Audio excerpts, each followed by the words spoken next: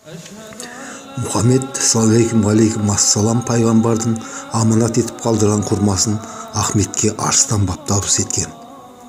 Арыстан баб аманатты ұлтына 300 жыл сақтап жүрген деген аңыз бар. Арыстан баб періштеден: "Ол баланы қалай танимын?" деп сұрағанда періште оған Алланың айтқанын жеткізеді. Ол бала мешітке барғанда алдымен барады, кері қайтқанда теріс қарап жүреді.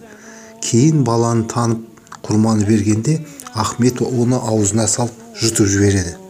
Сонда Арыстан баб: "Балам, бекер еттің-ау, кейінгілерге де қалу керек еді ғой" дегенде: "Ата, сіз құрманы ұртыңызға 300 жыл сақтап, шырынының бәрін сорып алған екенсіз. Маған тек сүйегі ғана қалыпты, сондықтан да жұтып жібердім" дейді екен. Құрманы жеген қожа Ахмет өлгенше ішпей, жемей өтіпті. Алла тағаланың шарапаты мен құстар мен жануарлардың тілін, аспандағы періштенің не істеп жүргенін білетін қасиетті иеленген көрінеді.